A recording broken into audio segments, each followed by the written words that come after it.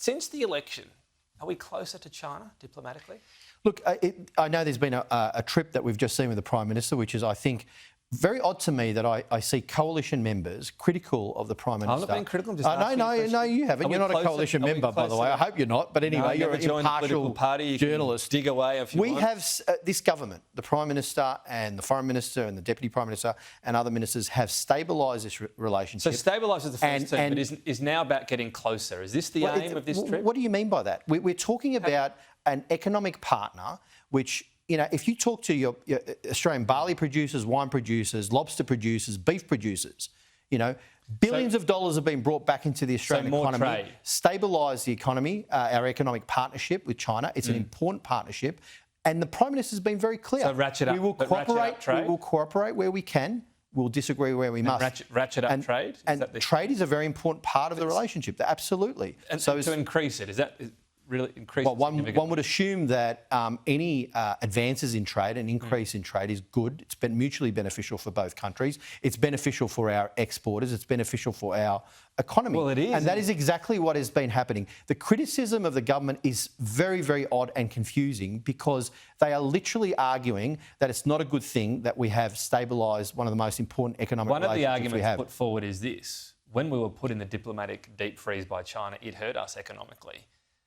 The more reliance we have on China, the more that could hurt the next time. Well, weren't we supposed to be talking about broadening, not putting all our... And we are doing that as well. And the relationships that we've broadened across... But if you increase how much you're doing as a percent with China, you're not broadening. OK, so we have done a lot of work across Southeast Asia with our partners like Japan and South Korea, Indonesia, Vietnam. We saw the Prime Minister's visit to Vietnam as well, a significant India.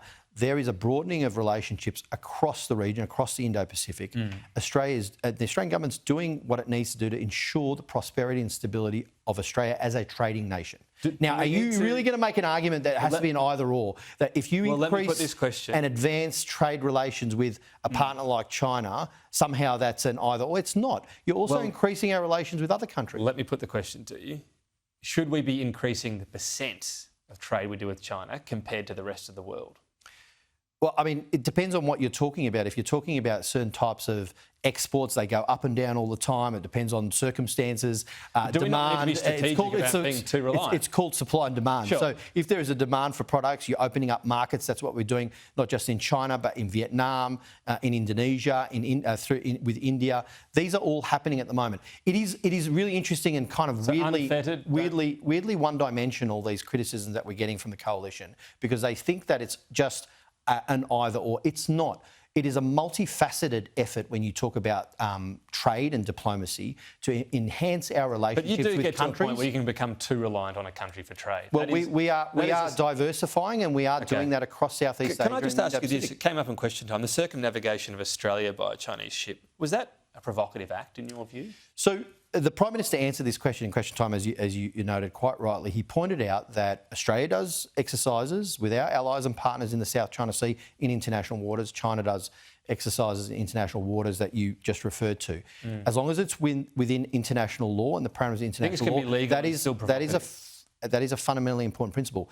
It is concerning that there wasn't notice and the way it happened. And when you do the way it happened, was that... If you let me finish a sentence.